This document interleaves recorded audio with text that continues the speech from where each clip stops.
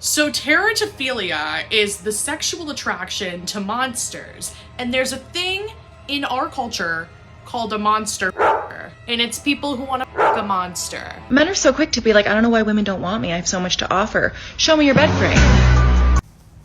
I'm not really worried about that, but I mean, that really upset me. I have a very nice bed frame. Look at it. It's very nice. And for those of you interested, terato is the Greek word that monster comes from. So this is the sexual attraction to monsters or deformed people. But in the community, because there's a community, there is a dispute about whether deformed people fit in this box, because I guess that's like really rude to call someone deformed a monster.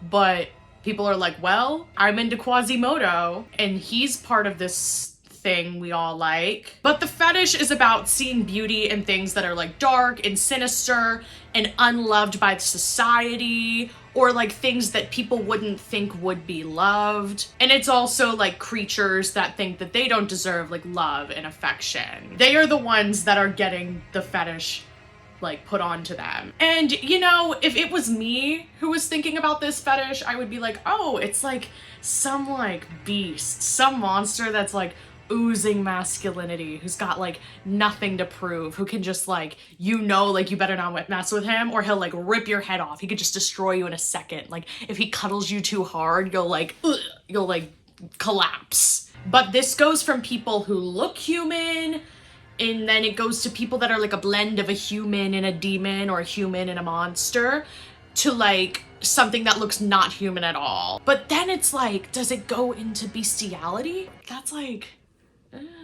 I don't know. Also, I want to note that I got a lot of this information from a podcast called Other People's Lives, where they like interview people that have like strange stories or like weird fetishes. And this lady had teratophilia. So this information is from a community member herself. But also, I don't know if I have it. Like after this project, after this little research project I've done, I've kind of been like, maybe I am a terotophiliac. But I think you look at these creatures and you just know they like it's a sport, and they hard, and you know they could just like kill you and you could do nothing. This has been a thing for a while. It's not something that people got bored and came up with during COVID. Like this has been a thing since the ancient times. So now we're gonna go into some examples of what a teratophiliac could be into. The second I saw this, I thought of Gwar, because Gwar, they are like scary monsters. And I am in love with like, I don't know his name, and I've tried to Google it and I've never been able to find a clear answer, but he's like the crocodile dinosaur looking man. And he doesn't sing or play. He helps with the fights and helps like mutilate the people. But there is something about that man. He's like got like a turtle shell. He kind of looks like a Ninja Turtle. I bet they're part of this list too. Oh, maybe I'm into Ninja Turtles. I didn't think I was, but I love that dinosaur turtle man from Gwar. So here's some that you're definitely gonna understand, because I think anyone could understand this. The Little Mermaid, the Corpse Bride, Venom. And some of these monsters actually have multiple, which is such a great idea if you think about it. The Beast from Beauty and the Beast. And then kind of similar to Beauty and the Beast, I have this book I love. It's called, this is not sponsored, it's called A Soul to Keep. And this man is a Duskwalker. And look at him, he is fine. And there are all of these wonderful scenes, but he's like kind of like a hybrid of a human and a demon. And the more humans he eats, the more human he becomes. And he steals this village woman, because he has to have like a human from the village every couple years to be his bride. And it is just the most wonderful book. I really enjoy this book. So if you're kind of interested in like everything I'm talking about right now, you're really gonna enjoy this book. But other ones that are like really understandable are like The Horned King, Maleficent, Skeletor, and then brings us back to Quasimodo, which like, he's not for me, but I guess out of every cartoon character, he floats someone's boat more than every other cartoon character. So, you got a boyfriend? Why? You want to ask me out on a date? Maybe. Do you have a boyfriend? No. You never told me your name. Why do you want to know my name? I want to know who I'm looking at. There has been a frenzy all over the internet of women wanting to Ghostface. And they'll like take their boyfriends to Spirit Halloween. They'll make him wear the mask. Sometimes it's just the mask, and then sometimes it's the whole costume. And then there's also like the shirtless Ghostface. Like guys will like go to the gym and they'll like do like, they'll put like the Ghostface mask on and do like the, you know, very low lighting and like flexing and stuff. I feel like this is what started the conversation though. Like all of these like mainstream videos, not like weird niche people like me, you know, like the Visco girls posting that they want their boyfriend to dress as Ghostface. And like that's what started this whole conversation. And then people are like, ooh, I like Michael Myers, which I don't get. And then people are like, Art the Clown. And I'm like, Art? Really? Him? Art? Like, Art is not... I couldn't take him seriously. Right, yeah, because that's what this is about. Which monster you could take seriously. But, like, I get it when people are like, Alien. King Kong is another one. I don't know about King Kong for me. He's a little too animal-y, and I'm not into that. There's a movie called The Shape of Water, where she falls in love with this monster water creature. And there's a new movie that just came out called My Monster. And that's kind of brought a lot of this conversation back. Same with Lisa Frankenstein. That's also kind of brought the conversation. Maybe the conversation never left. Then we have Belle, and she is a little freak. Like, listen to Beauty and the Beast from this perspective. So her dad gets captured. He's in a cage, and she's like, no, like, let me get in the cage. Like, I'll take his place. And then he's like, oh, well, I'll give you like a bed. So he gives her a bed. She's living at the place. Then she starts to get kind of into him. He doesn't look human at all. He doesn't look human at all. And then she was like, yeah, and I don't even care that you're not a human. Like, I'm down. And then he turns into a human. But like, I bet a part of her was a little disappointed.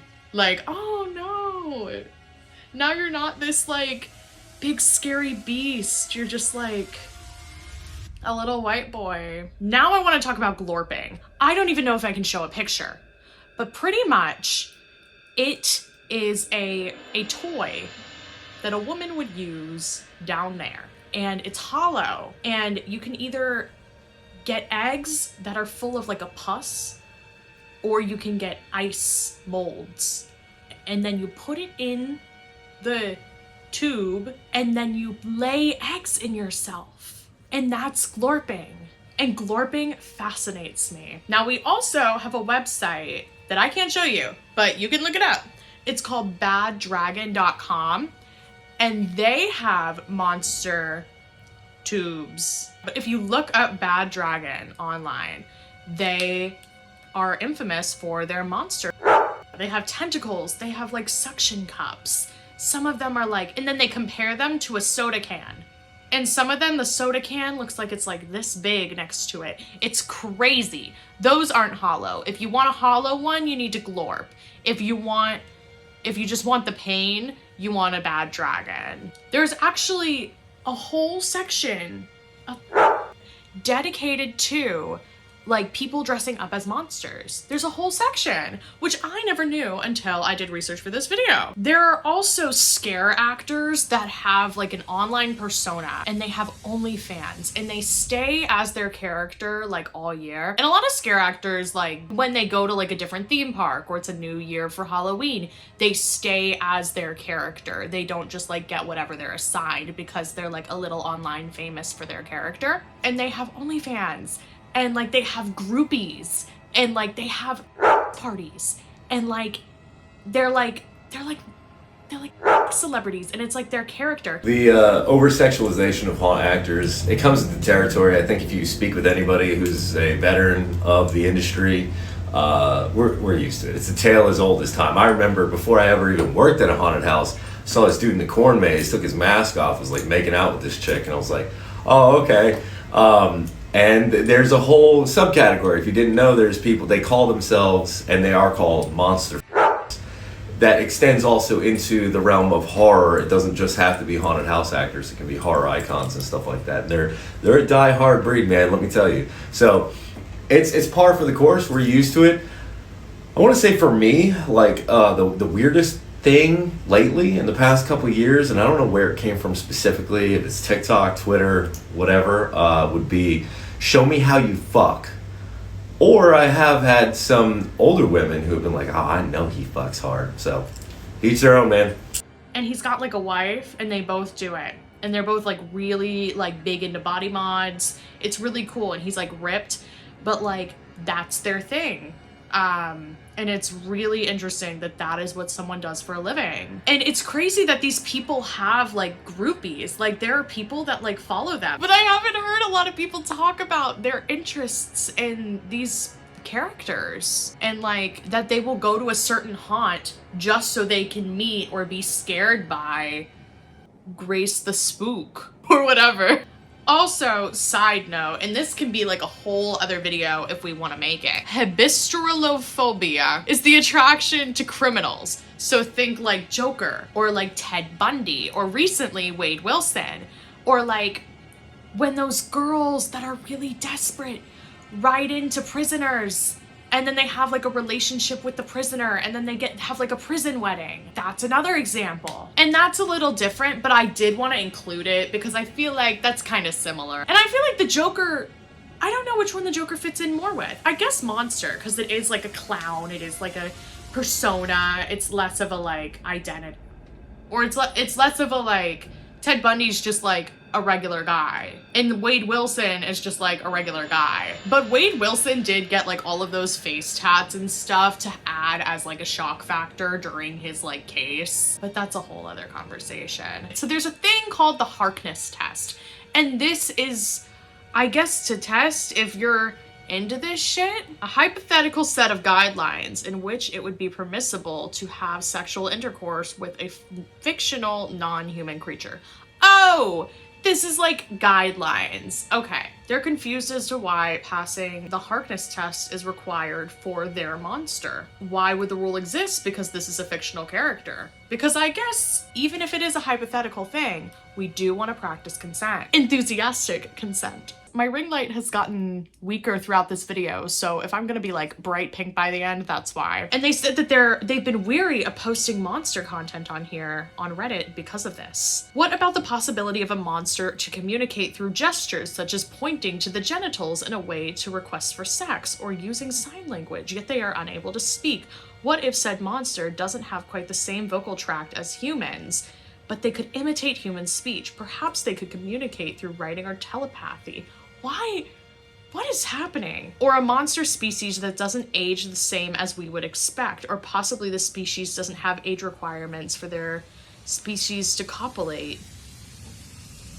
Like there's no age of consent for the species? Why is this a post? This person definitely did something to someone at some point. But anyway, the comments are like, the Harkness test is literally just about making sure that the monster in question is to some degree intelligent enough to give informed consent. And that is the only reason we have to channel that rule. So if your monster is able to give consent in a way, therefore are not dumb or animals or underage, then congrats, you can post it. But otherwise, find a feral subreddit. I'm so pink now. My ring light is terrible. So this feral subreddit. So this is the consensual monster. I think that's enough research for today. But thank you for coming back to my tube. Hit the subscribe button down below and give me a like and comment what monster you're into. Only if they pass the Harkness test, because we don't want any misunderstandings. But thank you for watching. Goodbye.